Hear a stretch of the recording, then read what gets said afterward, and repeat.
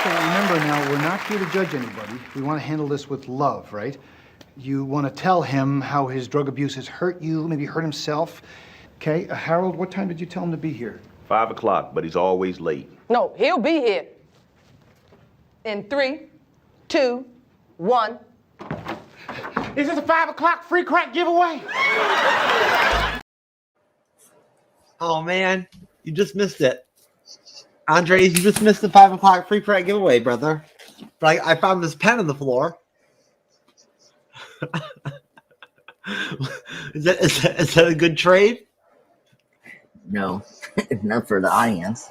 Oh, man. Oh, the audience. I forgot about you, the audience. Jeez, you're there. I forgot. Yeah. Hey, guess what?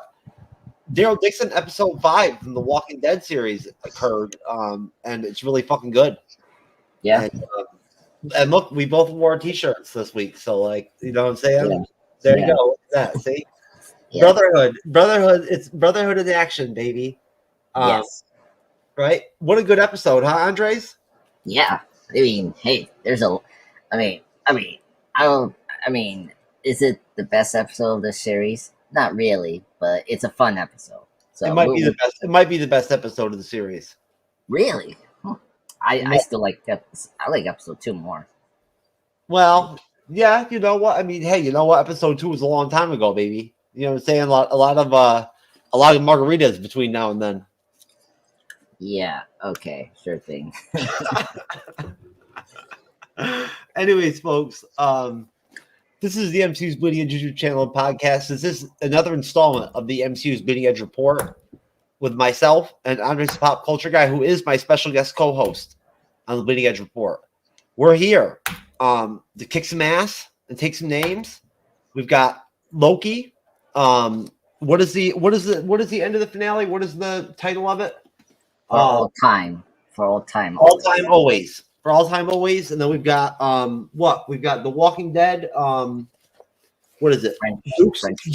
Dukes Amoures. Yeah. Which at no given time have we ever even tried to figure out what these words even mean, because it's beyond Andres and I's capabilities to translate like that. We don't know how to use Google Translate. Sup, dogs? Sup? That must be Cyberneticshark, if I had to guess. We should start guessing. We should start betting. Yeah. We should start betting, Andres. We'll start betting who Facebook users are and shit like that, whatnot. It'll be like a new bet that we can do. Yeah. I just say hello, Cyber. Welcome, if you are Cyber. Oh, you knew it was Cyber. Oh, okay. I see. Oh, see? Right. They're already trying to keep the information from me over here, folks. So, yeah, we're here to do a live stream review over here at the MCU's Bleeding Edge YouTube channel and podcast. This is Bleeding Edge Report.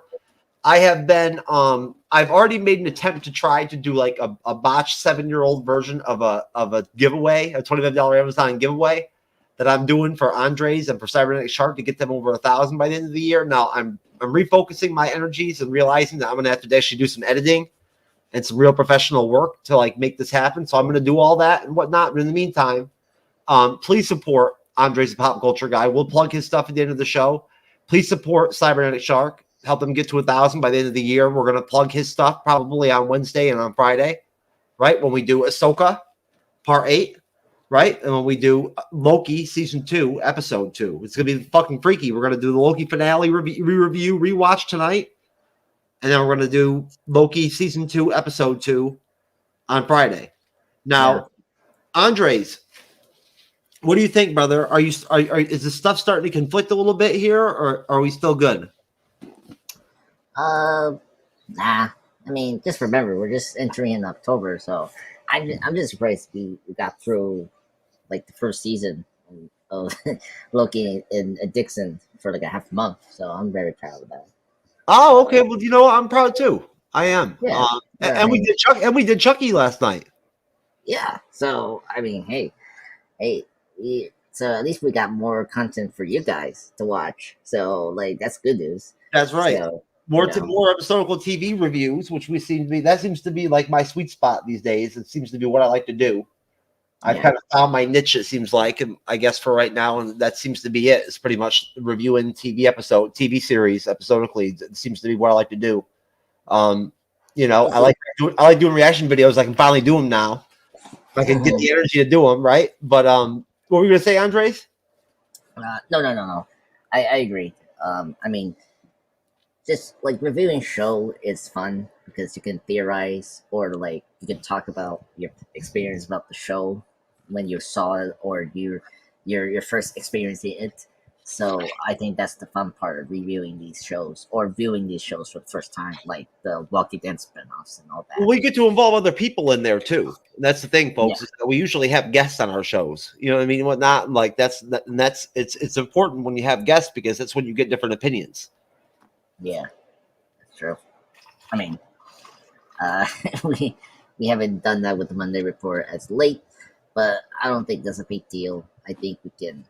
I mean, two people can review it. I think. Oh, we're gonna swing that around. Don't worry about that. I'm telling you, Andres. I've done segmental stuff before for other people, and a lot of people are amiable to doing segmental stuff. It's just a matter of like expanding. You know, I just haven't expanded my horizons and reached out to the right people to have them come on. You know what I mean? Like for Gerald Glassford, for instance, that came on for once during Secret Invasion for us one time. Yeah. He wouldn't mind popping on. I've never even told him we're doing the Bleeding Edge report. I'm supposed to go on with him and talk to him at the end of Daryl Dixon and, you know, give him some thoughts on Dead City and stuff like that and whatnot, and let him know what I think of like Loki's, you know, the end of Loki and whatnot and everything. I'll bring him on over. He'll do some stuff with us. But, you know, we're going to try to draw some people to come around and maybe do some of these Walking Dead reviews over time. But, Andres, what did you think about how we led off? And you know what? Before we even go there, I've actually got some video footage here. Let me see if I can pull it up. I've got some Walking Dead stuff that I can pull up. That's Daryl Dixon related. Good. So give me 1 second. I'll go ahead and play it.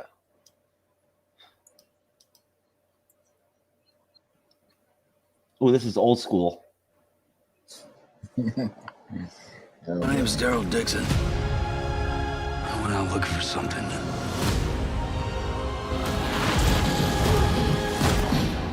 All I found was trouble. Oh, this is that short one. Yeah. No, you know what?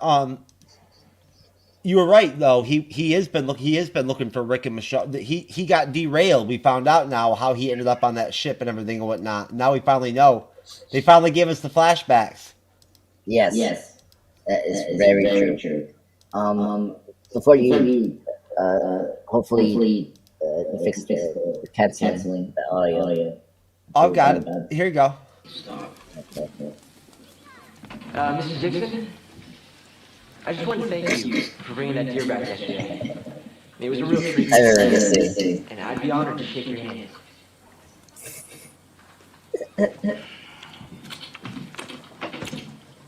It's an honor. Getting up those damn fences. Wow, look who's back. Just give it a second. Oh, this is in the show. I remember. He's in the movie, the remake of Nightmare on Elm Street. Zach.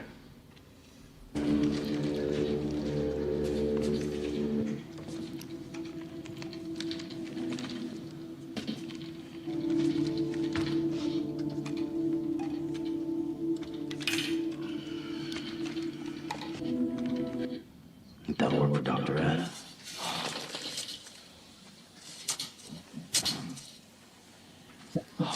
How you were? How was time even taking off? It was. God, that was a young Daryl. On the same side, man. We need antibiotics. There are other precautions after.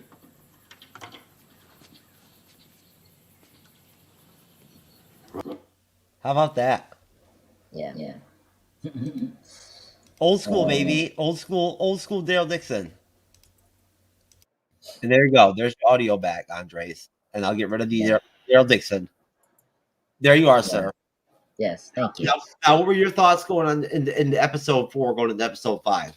So, well, you brought up the flashbacks. So it was good that we finally have confirmation of how Daryl got into French and like what he was doing after he left the Commonwealth. So like we know that he was searching for Rick and Michonne, and like he was heading back. Carol. He was going to meet Carol. Yes, well he was heading back to I guess the Commonwealth again. I guess. No, he was going to Maine. Yeah, Maine. To see Carol, remember? And she told him on the radio, Rick and Michonne or whatever are here. Or he said something. It sounded like Rick. Maybe. We'll see. It was very suspicious. What do you say? They came back. It was. There you go. That's all. That's all. You don't know. Yeah. So so you got that, and then of course it explains how how he got involved with this whole like French thing. Like, actually, I was surprised the French, like the people, the power in the living were already in the overseas, so they're in America. Yeah. So it's actually funny that they were actually in the overseas. Well, so, like they were working with an American company that was like smuggling. That was part of their smuggling operation. You know what I'm saying? Yeah. So they're working with a company. Why not? I mean, very black market-ish. Yeah, I mean, which is normal with the Walking Dead universe. So you got that. So that was kind of cool to like kind of discover that and understand what's going on, because we got really cool zombie attacks. Like we saw like the one like walker that like was really fast, like 28 days later fast. Just attacking that one American and then trying to kill Daryl before the explosion. So yeah, that was like incredible. So I enjoyed the flashbacks. I think the flashbacks were awesome. No problem with them. I think they really helped to like actually explain. We needed them, right? We've been waiting them for it. We almost forgot about them, didn't we? Yeah. Remember in the beginning we were screaming for them? I guess so. I mean, I was kind of curious where they would put them, but it makes sense to put it in episode 5, so it makes sense to like kind of. It was better than having a filler episode. That's very true. So yes, so pretty much they did a good job of explaining that from the beginning of the show, and I should give that because that's the reason I like episode 2, because episode 2 showed a lot of Isabelle, which explained so far these last 3 episodes of her character, because so much of the characters are like associates of Isabelle's, so here it was good that we got more of Daryl's side, like why he's here, like how you got. And don't worry, I that autistic kid that didn't like that shit I said about Laura, I gave him our award, right? Oh my god, yes. Yes, I remember yesterday you brought that up. Oh my god. I gave the award in the Facebook group chat. I don't know. I haven't gone back to look at it to see if I'm still in there. I'm assuming I'm blocked, probably. I don't know. Let's see. Yeah. So. Yeah. So. Yeah. I mean, look. I can get why the kid is special, but he's still a dumb kid. I mean, he should have done anything. I mean, he done some stupid things this episode. Lorraine's not autistic, for one thing. You know what I'm saying? Like, he's not autistic. He's just a fucking kid. Yeah, it's just not. Yeah, it's weird. Yeah, like he's like claimed to be special because of the religion aspect. But then he turned out to not be special because I mean, that what I thought was really touching was when Daryl like felt bad when he cut the boat. Yeah, because he thought the kid was crazy. Or full of shit, but the kid wasn't full of shit. The kid was just lonely. Yeah, you said before, he's just a kid, right? Yeah, I mean, you do have to, like sympathize this kid. I mean, look, he lost half his family of the nuns. Like he lost his mom at early age, right? And then last episode, he was like, I know. They said they could defend themselves, but it didn't work out too well. Yeah. In one episode, you think about it, it's like we only like 2 nuns survived. That's just funny. 2 nuns. It's worth it for the scene, though. Yeah, exactly. It's very funny. Yeah, I mean, I understand the kid why he did it, so it makes sense. And they got to buy these T-shirts too. Yeah, I mean, hey, it's the best part about the show: the nuns and the And all right, So, your favorite. no, Lamont is awful. Oh my god, the kid was annoying. You know, I saw this episode a second time, as always with the Walking Dead Daryl Dixon show, and I was like curious, like how did, like I think I missed it. I missed the part where Daryl got captured, and I missed the part that they're gonna cut his eye out before the kid came in and like he sacrificed himself to save Daryl. I'm like, what you did that for? Like, Because Pawa or whatever showed up, right? And Daryl was outgunned. There was no way around it. But then when they put Quinn in prison, did Quinn and Daryl work out a side deal? No. Why did Janae lock Quinn up? What did he do wrong? And why was he talking shit to Daryl and being like, all you to do was hold up your end of the bargain and all this shit and whatnot? Did him and Daryl have some kind of side deal? Is that why he let him live? Yeah, no. Like, remember, so his lady friend, the singer from the club, so she now realized that Quinn is still in love with Isabelle. Well, he is. Yeah, well, we know that, but she is kind of like realized that part. So she kind of probably spilled the truth of what actually happened from last episode, like the transaction. Oh, I see. So she betrayed him by saying that he had a kid previously, but they didn't have Daryl. But Daryl was right there, with the kid, during that seizure. That like. Oh, she blamed Quinn for that shit. Yeah. So he does. She was in love with Quinn, but she is hating that Quinn is falling in love with another woman. I know. And the whole time, Isabelle is like locked up, and she's thinking about killing herself. She makes a shiv. She's gonna shiv him, which I thought was really good, right? And then, but then she realizes, wait a minute, I can get to Janae.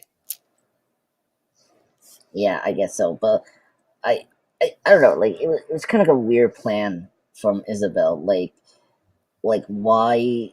Like, okay, you were gonna kill Quinn, right? She was gonna shiv him. Yeah. Okay, right, but wait, why couldn't you just wait to kill Janae, the main threat, right? Instead of Quinn. It doesn't make sense. Like, it's just kind of weird. I don't think she was thinking straight. No, I know that. But yeah, that was just she was isolated. You know what I'm saying, and all that. You know what I mean? And I think that like at that point, it wasn't until he mentioned it that popped in her head, like the overarching, like it gave her a reason. And then plus, he pulled the religion card on her that one time when she was going to shiv him. Yeah, I guess so. But that's why she didn't shiv him because of what he said. I guess so. I don't know. You didn't think so? No. He didn't realize the ship thing. He was just more distracted with the sex. So, like, he didn't see the knife and all that. So no, but I'm saying she didn't do it because of what he said, because of like the redemption part. Yeah, that. Well, see, that was consistent with the last two episodes. Like actually last episode where they were interrogating the Quinn's man that they captured to like lead them into so she was a little more like passive and like willing to have the person have more chances than Daryl. So like that was part of her character since day one. But I can understand why. I mean, she's a nun. She doesn't want to use violence. Right. She doesn't want to waver because her faith, because her faith is everything now. Yeah. I totally understand where she's coming from, and plus, I think she should be more smart when she's around Quinn. Like Quinn is very manipulative person. Like, but she knows that. Yeah. But I don't know why she gets chances with this guy. I mean, the guy is already dangerous, but yeah. I mean, again, he's just I didn't even realize that she got scooped up and got drugged at the end of episode 4. She woke up in that bed at his villa. He's got hella money or hella Yeah. whatever you want to call it. Yeah, I don't think she was drugged. I feel like she was there willingly. She woke up drugged. She said she woke up and said that she was drugged. Okay, that makes sense. And he said, I wanted you to be able to relax, or I wanted you to be able to sleep. Yeah, that's true. Yeah, that was kind of weird. But then again, that should be another sign that it's just using her again. But we'll see. So, No, I think he really loves her. yeah, I mean, we know that.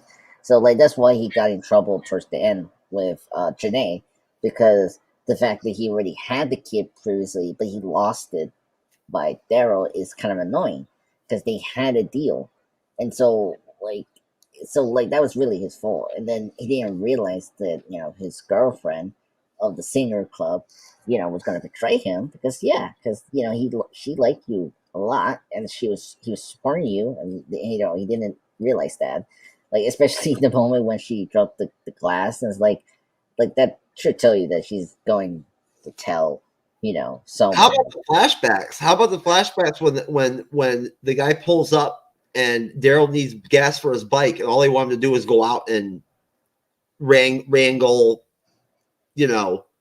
walkers.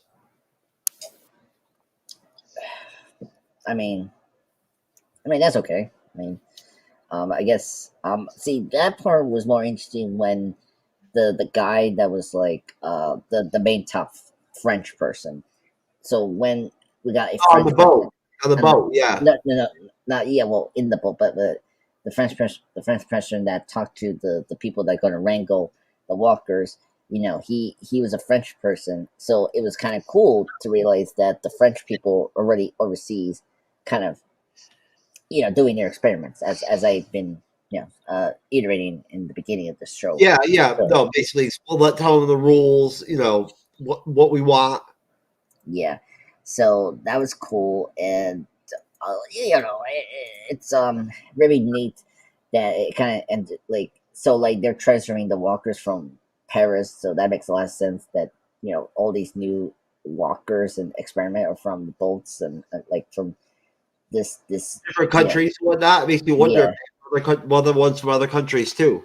Yeah, because it seems like they're trying to do something big to kind of take over the US, maybe. But yeah, so already, Yeah, I'm ready. like there's some national shit going on there, right? Like they're actually getting it down like that. Yeah, so that was really cool. So yeah, so that part was kind of fun, to see like, oh, okay, that makes sense, like why Daryl was in the boat, and like it made sense. So that was the most satisfying part of the show was the flashback, and so it makes sense why he was in the boat, But it was funny. So he got in the boat because he fought the guy because he let that young kid out the forest, right, to maybe get the walkers. But then unfortunately, He killed them on purpose. yeah, and so like both of them got fight, and so now both of them got into the boat because like They said no fighting. Yeah, so that was funny. So yeah, so those two got in the boat, and so it was very intriguing to see like the experiments and like briefly the walkers in the cages. So that was kind of cool, and like honestly, the humans were like the feeding pets for the walkers. Yeah, and, they had the starving, then they had the feeding. Yeah, the starving and the feeding. And the feeding. Yeah, so that was kind of cool. But yeah, so that was really cool. To like see, like how Daryl got to the point of to Paris. I love how they contrasted the scene of Daryl breaking out with him getting taken out of the cell and put in that pit. Yes. Yep. After Janae made the deal with Isabelle and Laurent that they've got to be a united front, right? The church, Yeah. the state. Yeah, I agree. Yeah, that was a cool transition, and plus, of course, with the flashback, it foreshadow to like the fight that he's gonna face. He's gonna face another fast, enhanced walker. I know whatever that drug shit was they shot him up with, man. Holy shit. Yeah, that was really cool. The special effects there was like awesome. The effects on the eyes was really awesome. So it was really cool. So I'm really excited for the finale. I think they're going to use walkers to kill walkers. Maybe. I I think they're gonna use the walkers to kill everyone, to take over the world, and all that. Essentially, yeah, basically. Yeah. If you think about it, it's almost cyclical historically, because if you think about it, the state always wants to align with the church. You know what I mean? When they want to govern, you know what I mean? Yeah. No, right? I get, yeah. Right. So it's almost kind of historical in a way. It was interesting. They added a lot of different facets, right? They really did. We didn't see much of our main our tough guy, bad guy. He only popped up. Kudrow. He just popped up there at the end and told Dixon, "Now you're gonna die for my brother." Yeah, which is so stupid. Like, where is the girl from episode 1? Like, she is killed, or like she's being experimented upon as a walker. Like, what's going on? Like, when is this guy gonna be understanding about like his brother was killed by that lady, not Daryl? But we'll see. I mean, I guess He's not gonna find out. He don't care. Yeah, I guess he doesn't care. But it is funny that like they took the lady, like the lady's grandfather died by him, right? And the lady, oh hey, what's up, Booze and Chill? It's nice to see you here. Oh shit, Booze and Chill's back. What's up, Booze and Chill? Yeah. So that was kind of cool. I mean, I think this episode was kind of cool to just like take a break from the bad guys, because cause the last 3 episodes we were dealing with all the bad guys, and so this episode kind of cleared up the motivation of what the Pyro Legion is doing with the walkers a little bit. So I'm kind of curious what was their end game with these like new enhanced walkers. So, but yeah, I think it didn't matter. Like, we had the walkers being the bad guys and stuff like that. But yes, yeah. Kind of being the bad guys, if you could say so. I mean, the bad guys of the pouvoir. Yeah, and the TV polls. Let's mention that the TV polls are the evil villains of this episode. So okay, let's get into like the stupid things that was funny. Like, I brought up, was it the kid, surrendering? I thought the kid was Laurent. Yeah, Laurent, and then of course, chopping the bolt. Like, okay, I can forgive that, but just like the Pigeon Man, our good friend Pigeon. Yes, the Pigeon Man for the metal special. This is gonna be for the TV pulled man, aka this French guy that was supposed to defend Daryl and He should win the shittiest child actor of the year award. No. I'm talking about the pulled guy. I'm not talking about Laurent. Oh, the boat guy. Yes, my friend. How you don't understand? I like the boat guy. He was good people. Yeah, I like him, but his death was so stupid. Like, how did he not like? How do you get set on fire and all bit up and shit? Yeah, well, I mean, yeah, I was like, what? Like, the second time I saw it, I was like, I thought we were missing a scene, or I missed the scene because I was doing work. What I can think of was, Holy shit! Let's just thinking McNuggets in my hands. I don't want to hear it. It's 10:30 a.m. We don't serve chicken McNuggets at this time. Yes, you do. No, we don't. Why not? Because we do. You know what? Did you just hiss at me? Oh, the morons just fucking hiss at you. Hey, just get your ass out of the car. What's going on over there? Don't you fucking run away from me. You grab me. Yeah. God, holy shit. Don't make me assume my ultimate form. I will fuck you up. Just wait. I'm gonna come in and I'm gonna wreck you. Get the fuck back here. Get the fuck. I'm gonna try to swallow you like a dumbass. Ma'am. Whoa. there we go. Now we know what happened. That's what happened to the boat dude. He got fucked up, man. No, I mean, I wish we saw that, but that wasn't the case. So apparently, the walkers came around. He tried to fight them off. I don't know how you were gonna fight them off, right? And like, and then somehow he missed the telephone pole, and like he I don't know, like apparently he got pushed back, and then he got stabbed by one of those pole lines. Like what? Should Like, fall, Baby leg, I got obsession. fall with a baby leg. no, that's it. I'm leaving this show forever. If you ever do that again, never again. Raymond, what do you think? Don't you think he should have grabbed the baby leg? No, that's not. I don't like that show. It's awful. Anyway, no, all kidding, sir. But I mean, yeah, like it was one of the stupidest deaths ever, and like, why are you putting that? It doesn't make sense with the joke here. With telephone poles and a death that was so stupid.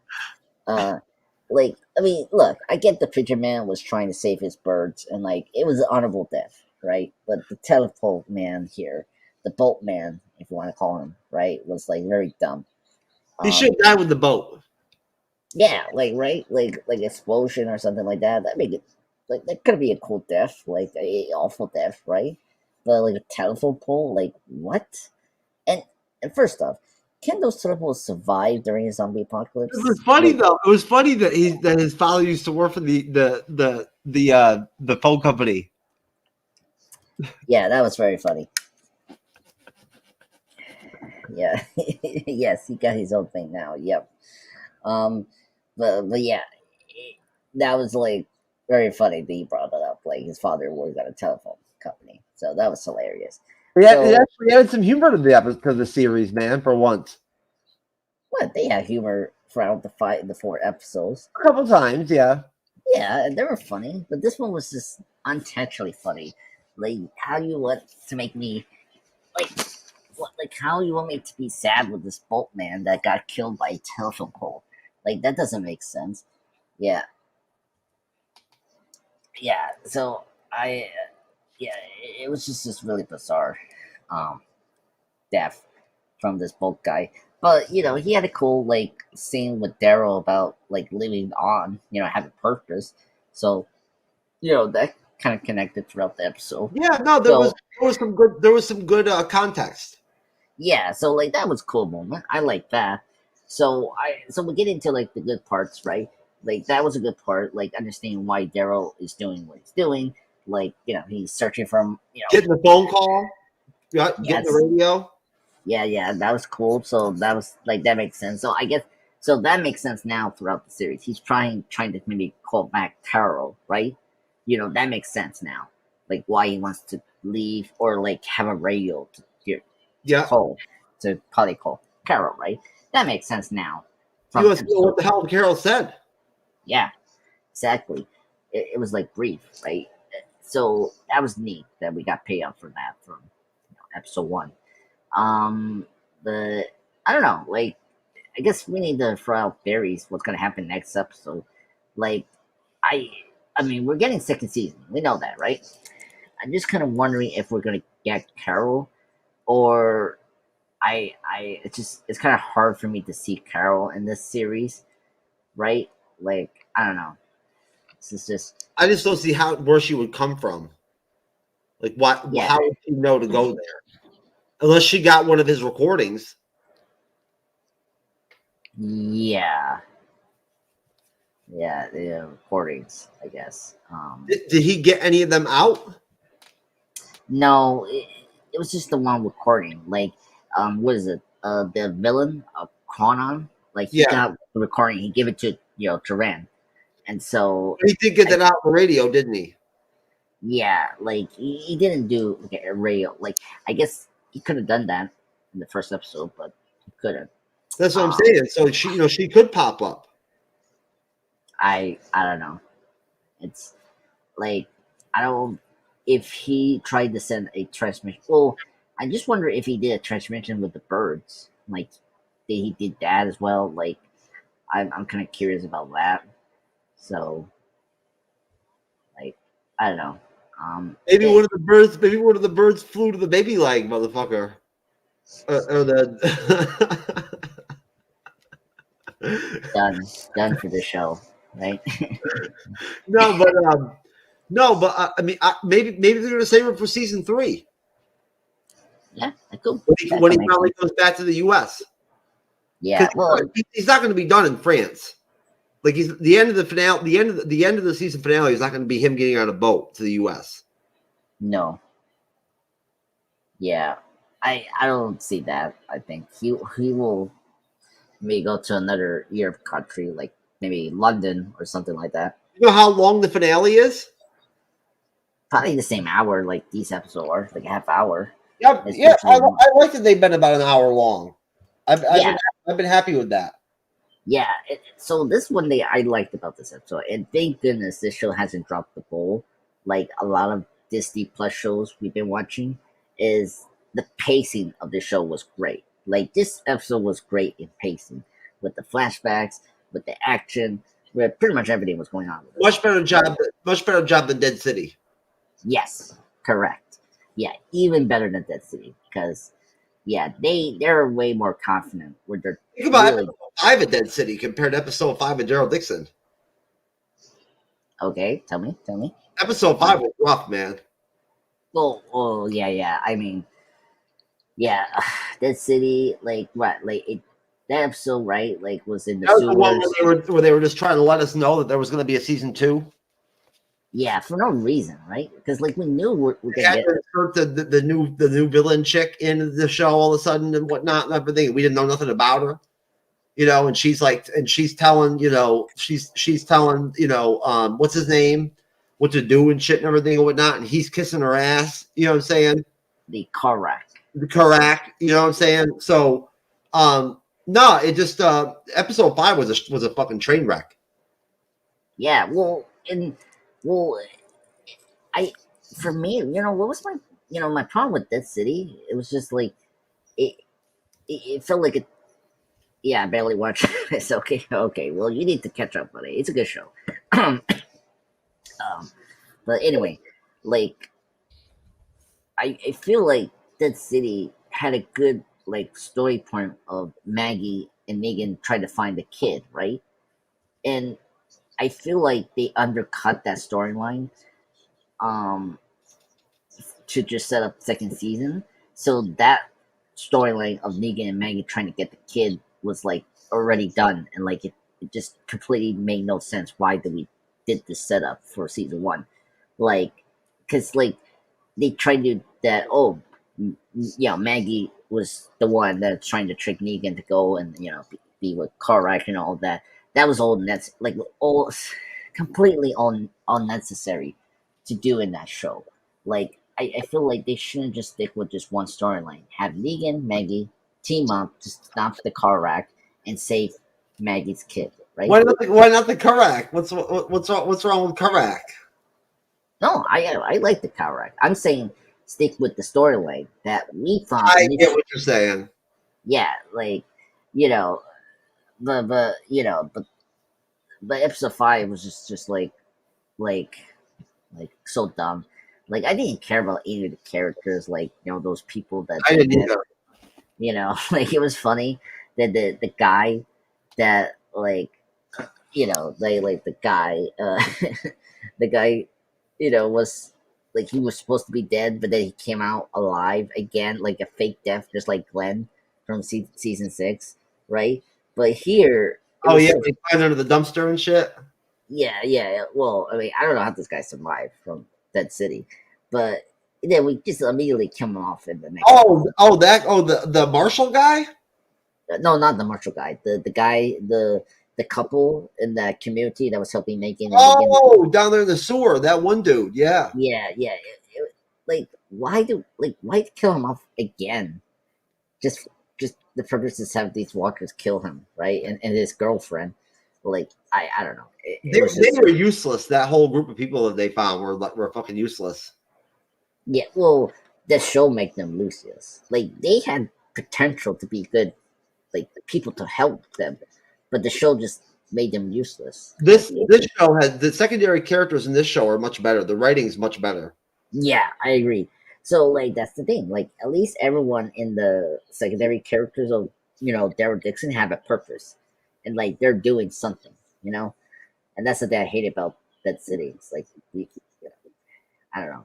Episode 5 was written by Jason Richmond and David Zabel. Yeah. And 6 is going to be Lawrence Snow and Jason Richmond.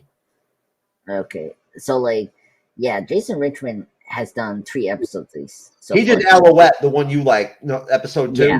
Yeah, he did. I will say this is second favorite episode after episode 2. I will say like this was a big surprise for me. Turns out. Daniel Percival directed episode 2, 1, and 5, and the director for Coming Home, episode 6. Now it is Coming Home. Yeah. The director for that one is to be announced. They haven't said who it's going to be yet. Yeah, that's kind of weird, but it makes sense. I mean, we're like, oh my god, I can't believe it. Next Sunday is going to be the finale, which is crazy. But yeah, so yeah, I love the show. I think this show is one of my favorite shows of this year. I'm so happy I saw this show because I think this was so much better than Dead City. Like I think there was just more. And guess what? I think they're using the 6 episodes well. That's the thing. Now here's the question: are they going to bump it up to 8 episodes or 10 episodes? We were talking about this in one of the private chats, in one of the on the reel in that private chat that I'm in. That walking, not the private chat, but that fan chat. I'll add you to it, Andres. Yeah. I was asking people on there, like, do you think they're gonna add more episodes? Yeah. For next season, you know what I'm saying? I mean, just like Walking Dead did. I will say yes. You think AMC wants to commit like that?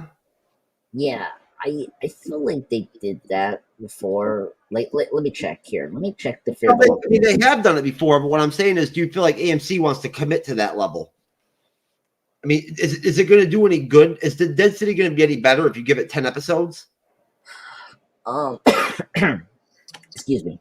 I guess so. I think it depends on the people. Like, there you go. It depends on the secondary characters and everything and whatnot that make up the show. Besides, it can't just be Negan and Maggie. No, I mean we got the Marshal still there. Yeah, I mean, I'm not even sure what his purpose is at this point. Yeah, well, he's very typical kind of character switch. Like he's gonna join Maggie and Negan to fight his community, maybe. Down the road when we get to season 2. Oh, it's obviously headed in that direction. It's going to stay in New York. Yeah. Well, yeah, stay in the. Well, yeah, it could be around the North, like the North America, like around the North. I mean, Maggie still didn't get her son, did she? At the end of the finale? No, she did. She got the kid. Oh, she did get the kid. Yeah. So remember, in Dead City, so they got Negan. And like the leader is threatening Negan. If he doesn't cooperate with them, she will go after Maggie's kid again. And the toe that they cut, is proof that they're gonna go after, But then Maggie, sees a picture. I think of the lady. I don't know what her son. I remember who you're talking about. Yeah, the one they introduced in episode 5. Yeah, it was in the picture, and she realized that there's going to be a bigger threat, I guess. So, but I personally want to keep them short episodes because The Walking Dead, if they expand their episodes, then we can get more filler episodes, and that's where I get an issue with the show being too boring, and it's like it's going to be too much. I feel like you should do 13, like Breaking Bad or Better Call Saul, and like keep the 16 episode count as a finale, like they did. I hear you. Because I personally, for me, like cannot do too much on The Walking Dead, because you're gonna do the same thing as like every zombie apocalypse show is gonna do. It's I feel like it's better to just have like 6 or 8 episodes. I'm fine with extending it to 8 or 10 episodes, but 16 episodes, that's too much. So I hope that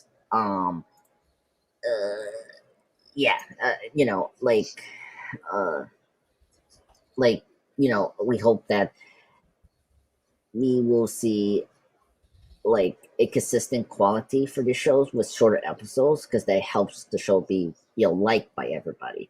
Because I feel like you just have too much episodes. You're gonna drag so much of the storyline that you're gonna do your season. You know, that was the whole problem with the whole Negan, the Whispers theme in 7 and 8 or whatever season that was in. You know, people was complaining about, or like for me, it was like the Terminus, the Cannibals group. It was way too short for like a half season. It's like I thought they were going to be a major threat for like half of season 5, and they were like only major for like. That is really good though.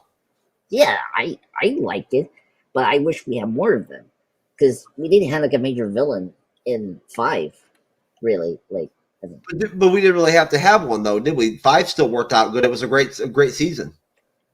yeah, I'm trying to figure out. 6 yeah. is when I stopped watching. That's Yeah. when Negan came in at the end. Yeah. But anyway, but yeah. So I think that's that's the, You okay. ready to drop ratings or what? Yeah, I think we should start. I like the show. I think this episode is pretty good. They nailed it. It was funny that everyone is completely in this one spot, so that was very funny. So, but whatever. Like, we need them to be in this one spot to get this finale going. So, yeah. Well, I'm going to give it a 10. Oh, really? Okay. I mean, I'll give it a 9 out of 10. I think this was a good episode. All right. Well, hey, let's do Loki. Let's do our Loki finale. And in the meantime, folks, I'm actually going to play a Loki season 1 trailer. If you give me 1 minute. Yeah, well, take your time.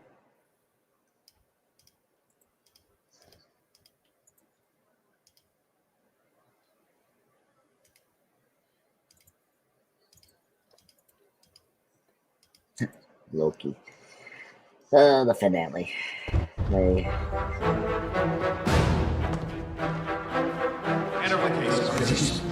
Get your hands off.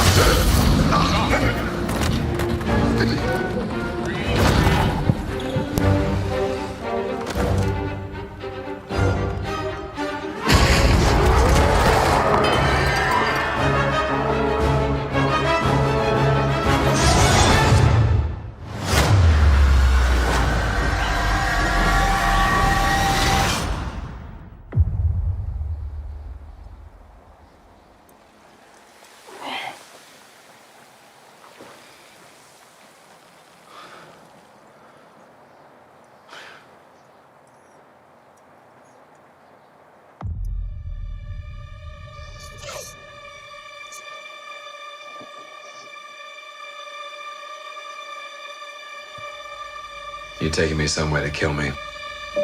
No, I'm taking you someplace to talk. Well, I don't like to talk. But you do like to lie, which you just did. Because we both know you love to talk. Talky. How long have you been here? I don't know, it's hard to say. You know, time passes differently here in the TVA. What does that mean? You'll catch up.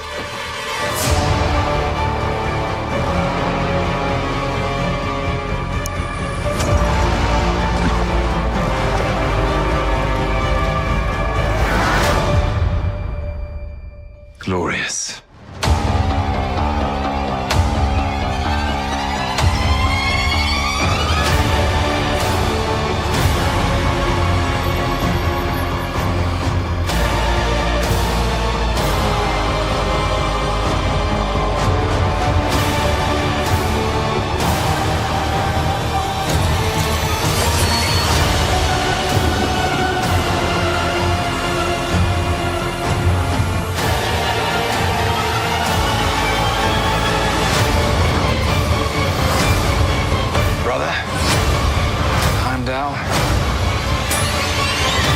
Better be ready.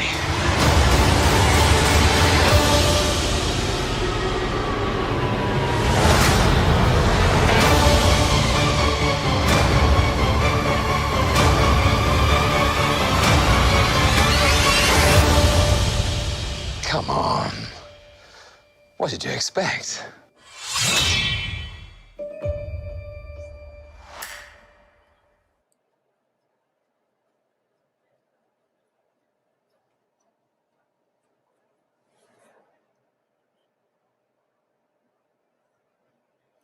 What I am. A villain. A liberator. I am Loki, and I am burdened with glorious purpose. Terrible metaphor. I thought I had something there. We have a saying in Asgard. Where there are wolf's ears, wolf's teeth are near. It's a trap.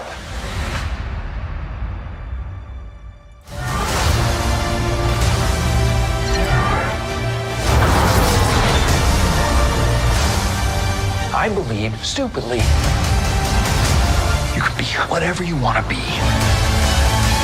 By the way, I should have an equal amount of security. This is insulting. You just can't help yourself.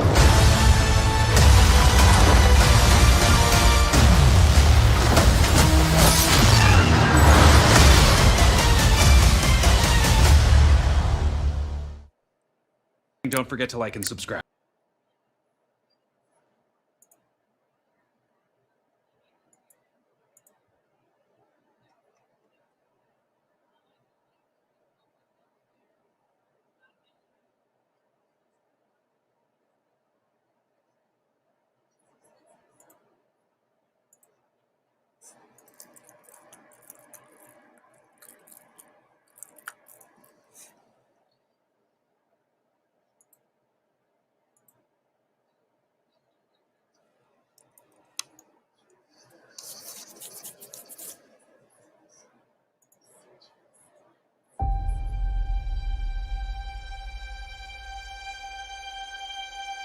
I love being with people. It's the most incredible thing in the world. What are you doing? Oh, this is nice. That world may change and evolve, but the one thing that will never change, we're all part of one big family.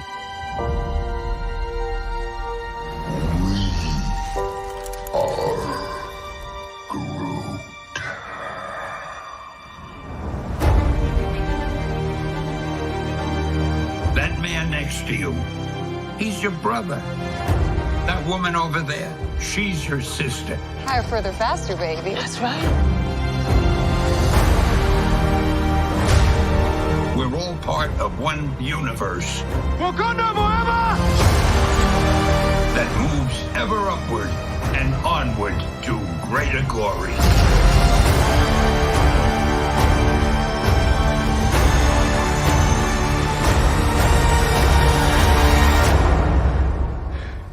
On your left.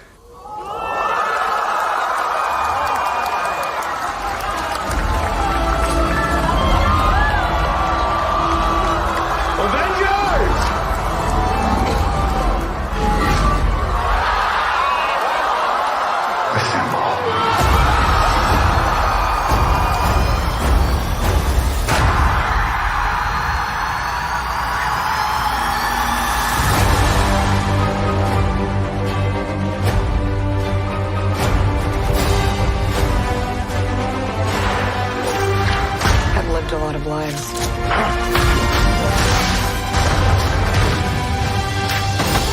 But I'm done running from my past. We have unfinished business. Who's we?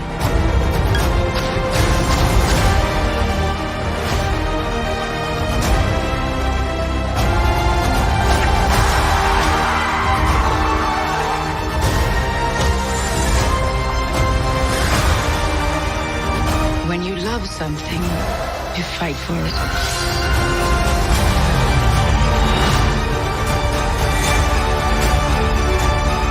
We're the ones who changed everything.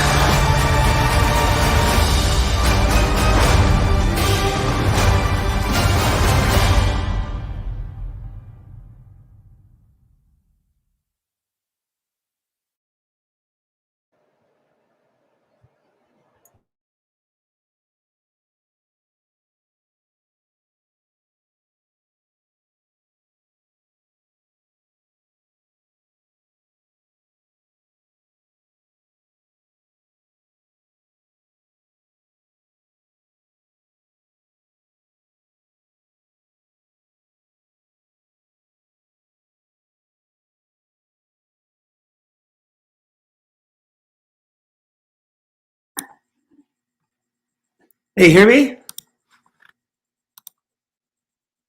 I can hear you. All right. Hold on 1 second.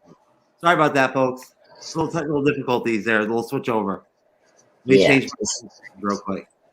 You just want to copy me in Cyber. This the background. How does my mic sound through the MacBook Pro? No, sounds good. I mean, sounds different. Yes. I know. Same. But it's kind of funny to see your shirt because I guess your shirt is green. It can copy, like you're literally like the band made like wallpaper. That's perfect. I see. Yeah. Oh, that's a good one. So.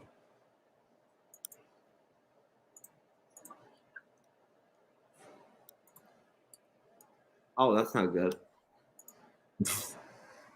Aye. All right, hold on. I'm working on this here, folks. What are you doing? What are you over there? What are you over there? Yawning for over there, Mr. Diaz.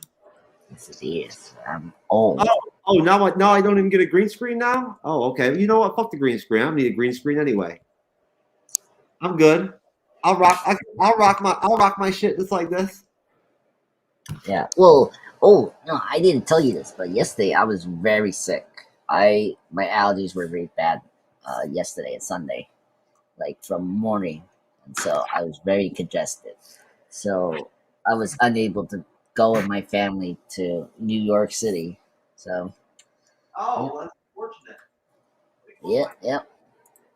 So it was just it's just the weather. It's like folks, when you have allergies like myself with the summer, right? When we go into a new season like fall or winter, your body is gonna adjust the temperatures and all that. That's what happened yesterday. It's like the coldness was was kicking in, so like my nose started to get like very congested. So my nose was just congested. Like one side of it was like blocked, so I couldn't breathe that one side. So it was like, so really bad. Yeah, so I'm feeling better now, but Well, that's good to hear, sir. Well, that's good to hear. Well, so what do you think, sir? What do you want to say to start off about the Loki season 1 finale? Okay.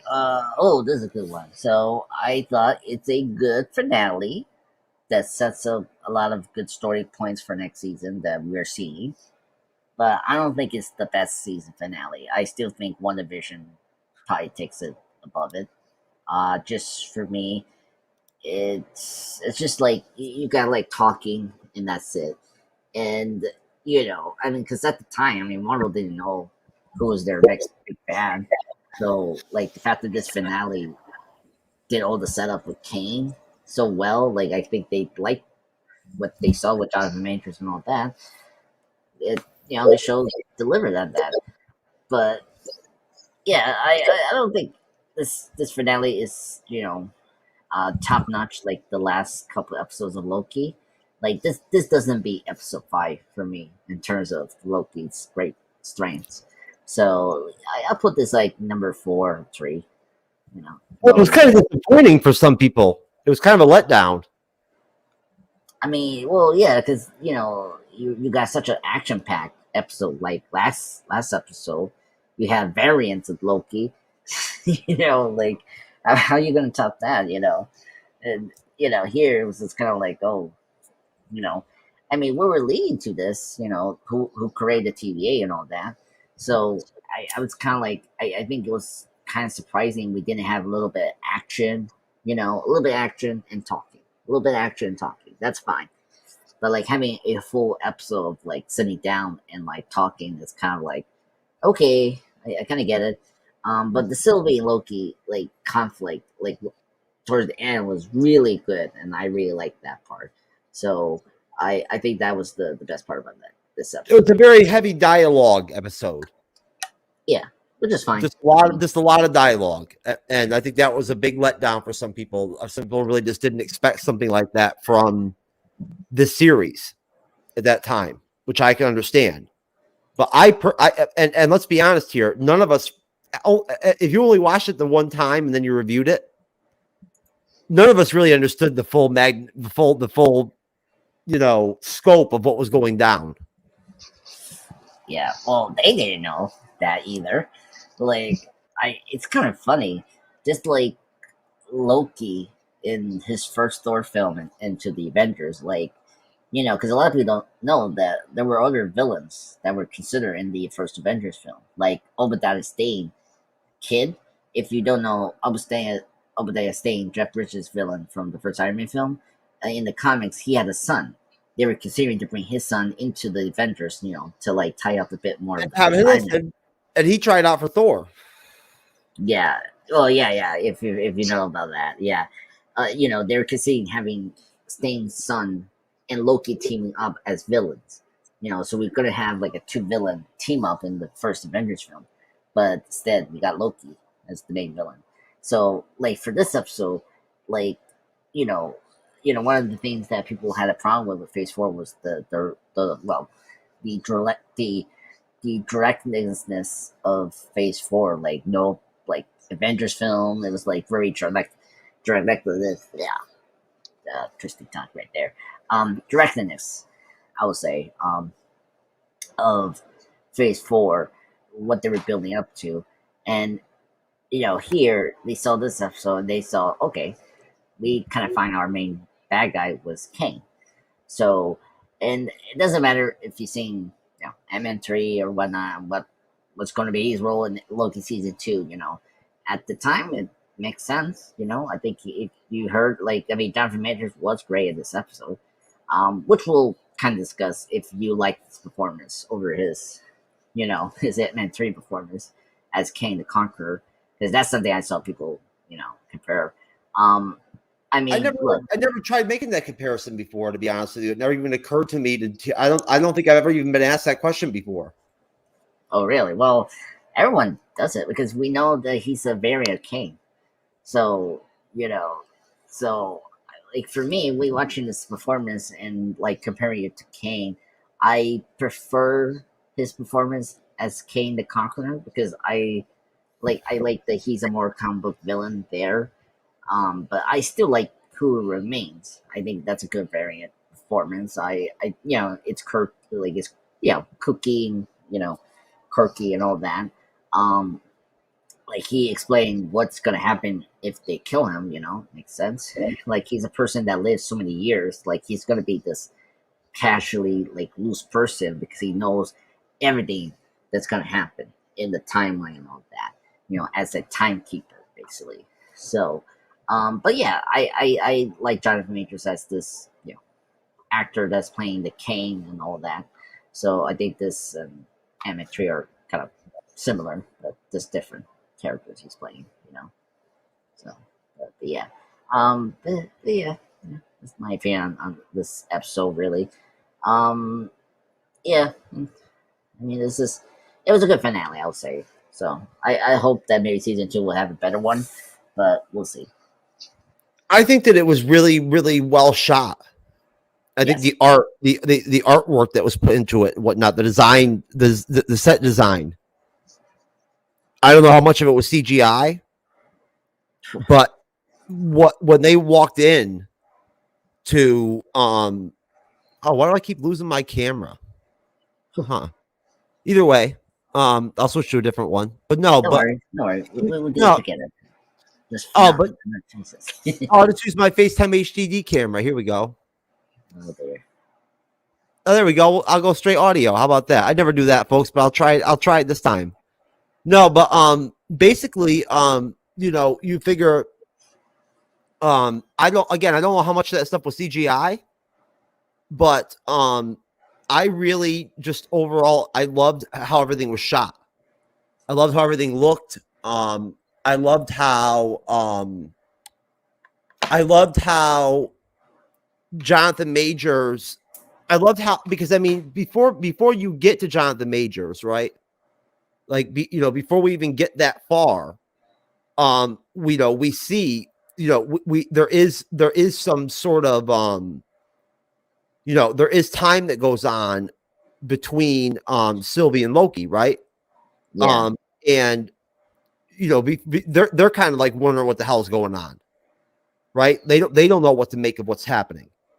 And so when we finally see He Who Remains, now that I've watched the finale, I think like 5 times now or 6 times, I realize he's not crazy. He just doesn't give a shit anymore. No, like he doesn't care whether there's a war or not.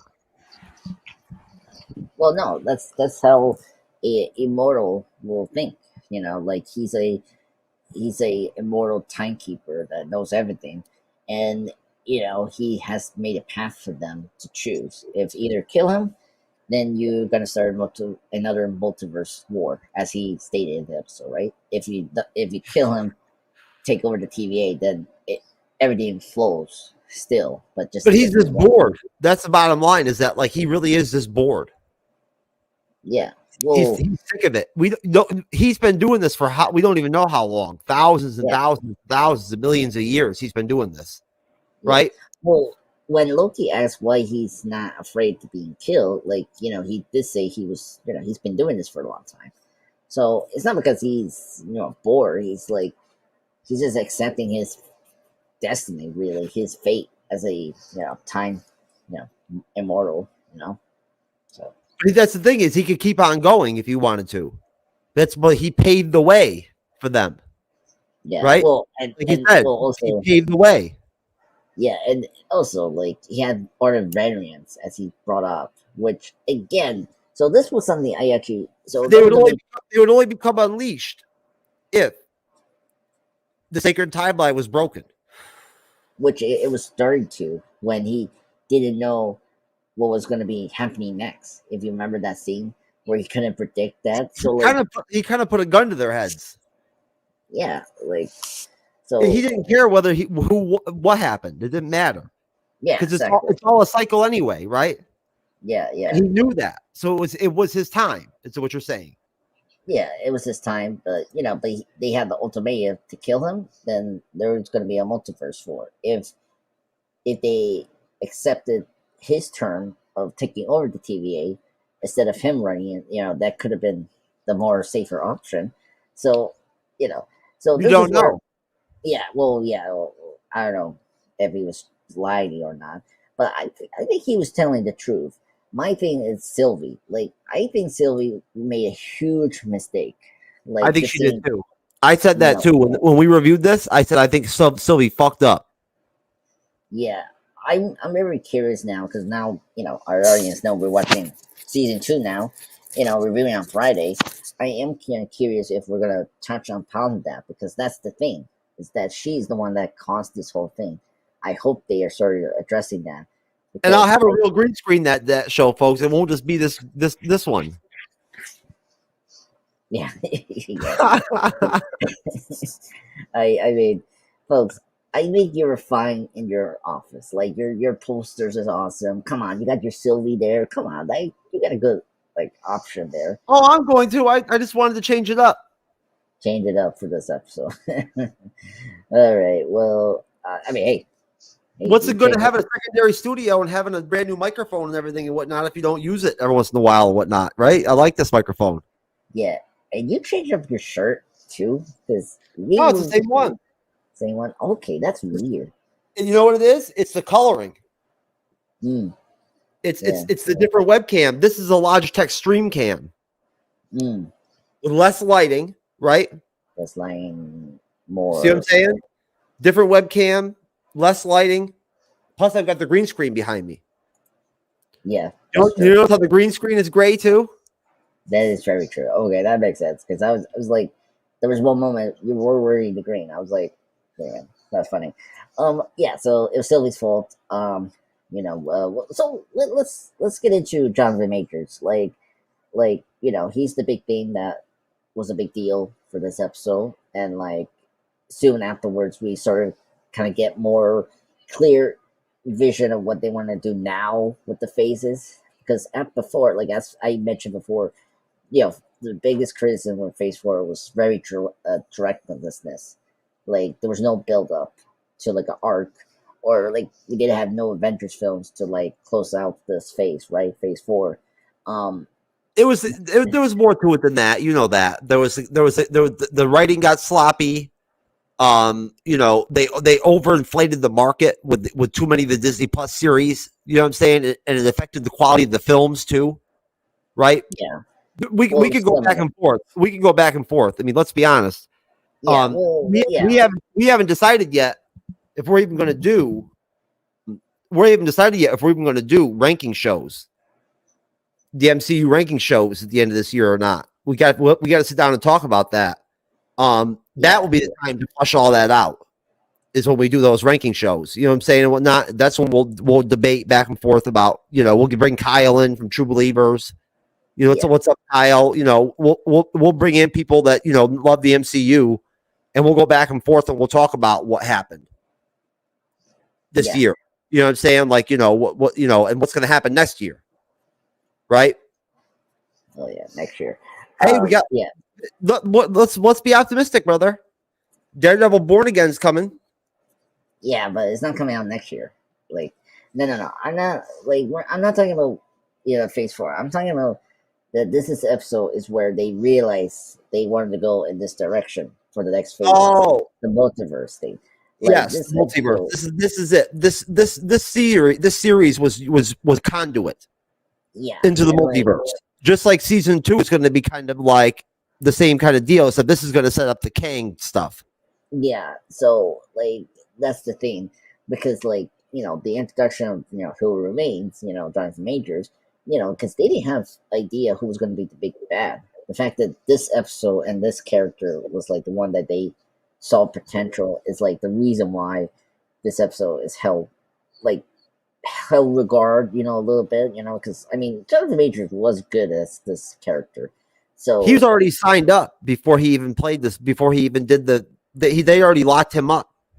Yeah, like quickly, right? Like if I remember correctly, after this episode was signed. No, not even after. He was already signed his long-term contract with Marvel before this episode ever even came out. Oh yeah, well, actually, be careful because they are making contracts, but they're not doing it as they did before. They say that, but do you honestly believe it though? If you're Kevin Feige at Marvel Studios, why would you go away from that? You don't think that they didn't sign Jonathan Majors to some kind of like 6-7 appearance deal? I don't know. Like I do. Well, here's the thing. Like people like when they would let him go already. Yeah, but the thing is, like, the contracts, actors were starting to complain that they were not allowed to do other projects, so they had to sort of fix that. When did any of them complain? I don't remember any of them complaining about what they complained about was the Disney regimen. Yeah, the whole deal where they had to eat the certain foods every day and everything and whatnot, and they had to work out so many months out of the year before like the filming and whatnot and all that shit. Did you hear about all that? Yeah, I know about that, but you didn't hear the part last year with not only the effects, but the the many actors also brought up the contracts also was kind of detrimental sometimes with their schedule. It's particularly other actors. Some actors didn't spoke too much about it, but I'll send you a link one day to like. I think but would you say that some of them have been ones that just decided to not take a role or whatever, whatnot, because of that reason? Yeah. I mean, they don't want to commit to those long, contracts. That's understandable. That's the deal, though. Like, if you're in the Fantastic Four, you're signing up for like 7 pictures, seven, you know what I'm saying? You're going to be in like 7 movies for a decade, right? Like that's how it is. You know that. You know they're going to lock down the four. Dr. Doom's going to sign a long-term contract. Yeah, we'll see. You hear that Oppenheimer might be Dr. Doom? Maybe if they cast him. But yeah, Cillian Murphy, I know what you're talking about. Hey, I'll be happy with him being that deal. He's a good actor. Hey, he could be a good Fantastic Four, Mr. Fantastic. I think he'd be great as Dr. Doom. Yeah. I mean, he was a good Scarecrow. in the Dark They Knight like him. They like him for potentially as Reed Richards. They like House of Dragon, the guy from House of Dragon for Reed Richards. Yeah, Matt Smith. I know what you're talking about. Yep. Yeah. But anyway, we'll see. No, so the Loki finale, as far as Loki finale goes, basically, I thought the Jonathan Majors character was a lot more interesting than the Ant-Man Kang. I did. Okay. Understand. I thought Jonathan Majors acted the shit out of He Who Remains. Yeah, that's where I disagree. I think he acted hell in Ant-Man 3. But my issue with Ant-Man 3 is just the way they used Kang in that movie. Like I didn't like how they, not just Kang, but the way that they did fucking I don't care what Cyber says. The way that they did fucking what's his name? Mordok. Mordok, man. That was fucking ridiculous, bro. That was disrespectful. It seriously was. Yeah, I agree. Well, it was kind of unnecessary to have him in that movie. Like, you just need Kang for that film. Like, I didn't know. But you had to have that crossover though, so that you could get Ant-Man and you could get Kang to have a reason to know about the quantum technology. Not really. He was more advanced than the quantum well. Like, he was the reason he built. But he needed Ant-Man though. Remember? Well, he got help with Janet in the movie. Remember, in the flashback, he got help. He still needed Paul Rudd Ant-Man. You know what I'm saying? He still needed that PIM technology, right? Oh yeah. Well, remember in the movie, Hope. Not Hope. Who's the character that created the quantum signal thing? Cassie. Cassie. Yeah, Oh my god. Yeah. So like he created the signal that Mordok detected, and so like he's the one that found Scott and brought them in there. So all that. But no. I understand what you're saying. Yeah. Oh my god. That recasting did not make sense. The actress that played Cassie there, she's a good actress. I liked her in the horror movie called Freaky, but her as Cassie was just so bad. I didn't like her in that movie Freaky too. That was good. Yeah, and I was, yeah, and I thought she was great. Like, she's a good casting, but I didn't make sense why they recast the other actors from Endgame. Like, I feel like she made sense to be that other Cassie. I just didn't understand why they recast her. They recast her because they wanted a famous actress to play the. Maybe it's because your hero was the one that decided. No, she's not everyone's hero. What are you talking about? My hero is Ryan Coogler, John Favreau, and and who else? Destin Daniel Cranston. That's it. Yeah. So it's not Chloe Zhao? You're excessive with Chloe Zhao. I think you're in love with her. Folks, I just realized something. He is in love with Chloe Zhao / She-Hulk at the same time. He's in love with these two women. Lord Deathman. Lord Deathman is the one that is down with Chloe Zhao, and he's on the record on that. And as far as I only worship Captain Bree. Oh my god, she owes my dom. She owes my dom.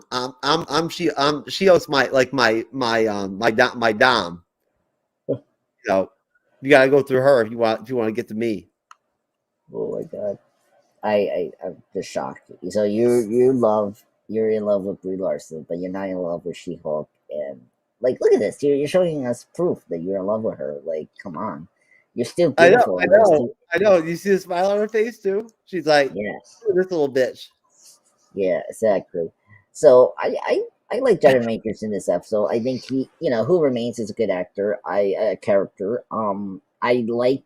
So one thing I like about the Who Remains is how like efficient he was. Like, I really like how he presented himself as a variant of Kang. Like, that's the one thing I appreciate about Jonathan Majors is how different he is from his different variants, as we've seen now with 2 projects, and then with Loki season 2 with Victor Timely. Why not?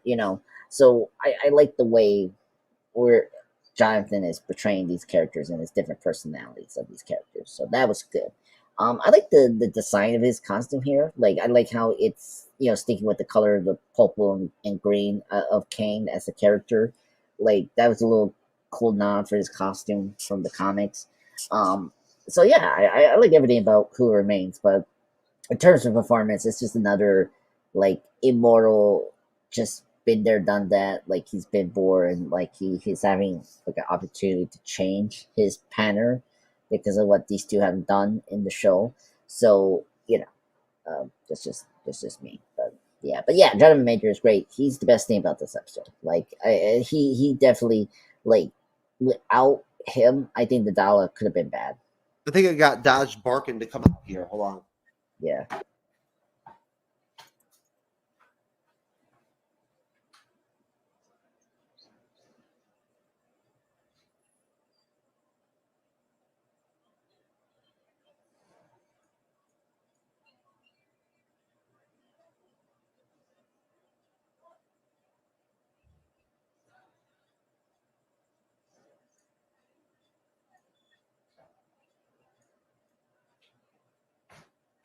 Come on, Andres.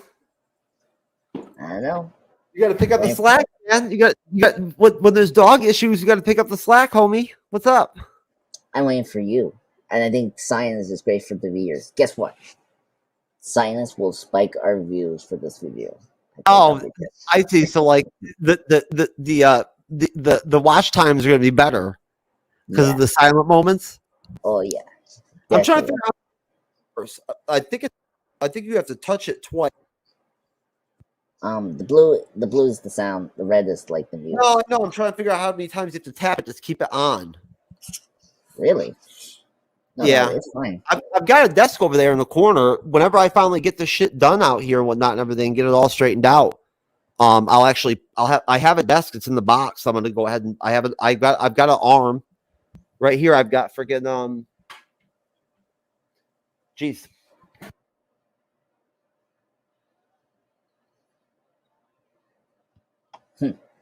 Well, anyway, I think Jeff wants me to continue the show.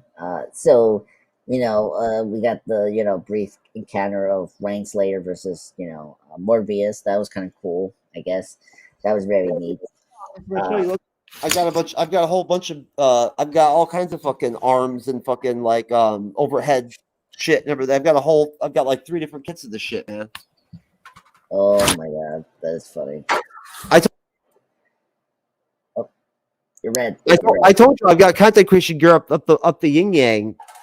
I wasn't lying, Andres. I've got all kinds of arms, boom arms, and shit like that and whatnot. And hey, for a reaction video, not reaction video, you should make a video where you make a tour of your gear. Oh, and showing all my stuff. You don't even know how many cameras I have, man. One of these days I'll show you all. I used to do stuff like that when I used to make short form content. Yeah, I used to actually do some videos like that and whatnot, and I used to do some unboxings and shit like that and whatnot. Long time ago, though. But no, as far as the Loki finale goes, you mentioned it earlier that you really enjoyed the dialogue between Sylvie and Loki. I really thought that, like, as a counterpoint, I thought that what was really interesting was the dialogue between Sylvie and Loki around He Who Remains. Because the entire time that they're fighting, they're talking, whatnot, and everything, he's looking at them. And you're seeing his facial expressions, whatnot, and everything, right? Like, as they're fighting and whatnot and everything, right? And like you said, when they fight, he's just come to the conclusion that he no longer knows what's going to happen anymore. No. Right? So he's all exhilarated and everything and whatnot, and excited and shit and whatnot, like a little kid. Yeah. Almost, right? Like, because he hasn't experienced this in a long time. No. This freedom. Of like not knowing. That's how bored he is. It's got to be boring when like exactly what the fuck's going to happen every single day. Yeah, I mean he had like a folder and like well that means like the TVA, like all the TVA shit encapsulated into one. You know what I mean? That is very true. That was the thing that was funny about my rewatch here. So it was really cool to see like the parallels between Kang the Conqueror, Kang very here, and seeing little bits of the TVA that you see it's from him with the the papers of the I like Miss Minutes when she tries to pitch that shit to Sylvie and Loki, and they're like, "Fuck that," and she's like, "All right, good luck with that, y'all." And that's the last time you see her because you're not going to see her again until we see Victor Timely. Yeah, well, we got her last scene is actually with Rainslayer after that scene. That's right. So, That's right. When Mobius comes back and whatnot and everything and tries to prune her and whatnot and everything, and like they go back and figure out who she used to be. Yeah, exactly. And by the way, that was very cool to see how Morbius had to convince the TVA that Rainslayer is everyone is a variant, and he used the pen that she had previously as a crucible. So that was really cool, and I forgot about that moment. So that was really neat, and seeing Hunter be 19 War 5. Yeah, or B-15. Yeah, or yeah. Let me check her name again because I like this character. Yes. Hold on. I used to pull all this stuff up during the reviews. I never do anymore. I'm lazy. Yeah, 100 B-15. Yeah, you're right. So.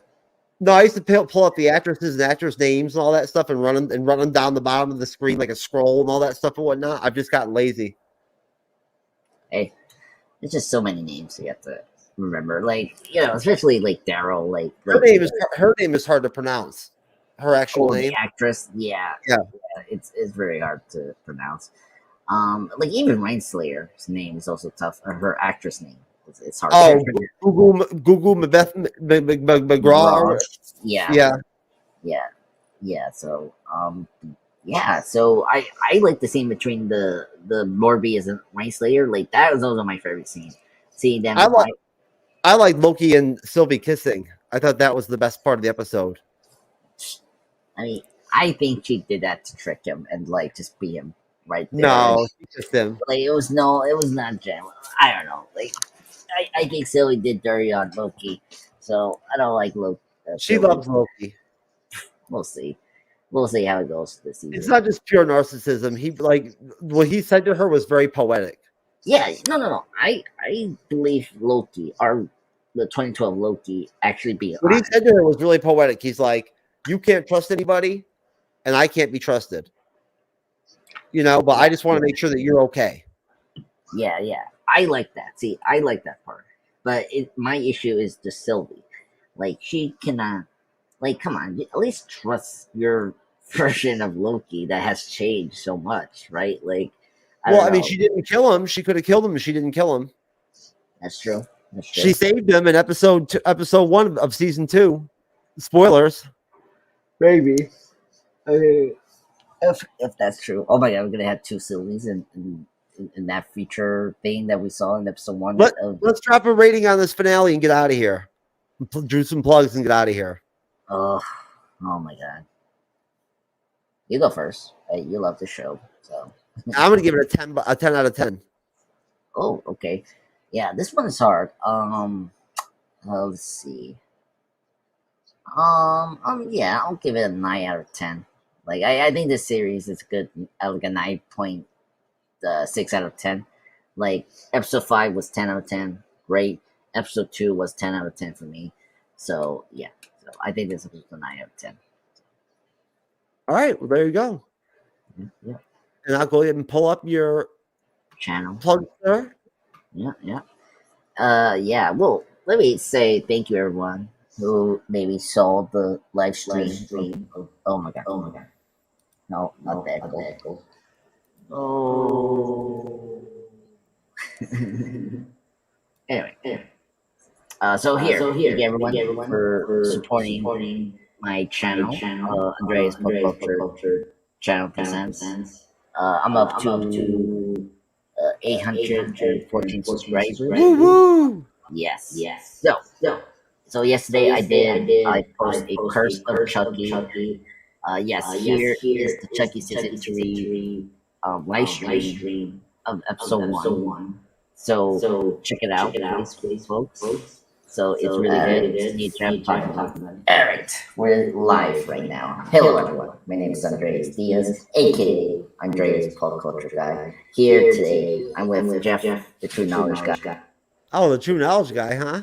Yeah, Jeff the TrueKnowledge guy. If that's your name. So and then today I just posted another comic book series read, and this is Batman Hobbs Knight. The section called Fears, where Batman is versus the Scarecrow. This is a good series. It's by Jeff Lowe and the late great Tim Sale. So check it out.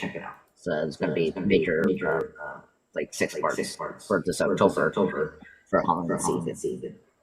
So yeah, that's where I'm at. Well, there you go, folks. And real quick,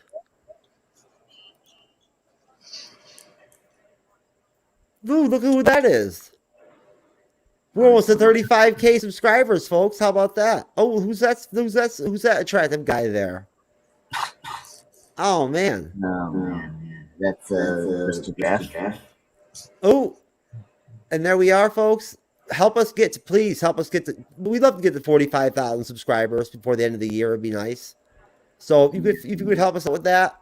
Obviously, you can see Andre's a pop culture guy. He's been in like what? Look, he's in like every single one of these. Yeah, right, Andres? Yeah, there's barely not one of them that you weren't in. Yeah. Like half of them. You know. For real. 629 videos, bitch. What's up with that, huh? We don't even play over here at the MCU's Bleeding Edge. What's up? Here, I give you accurate number from my list. Here.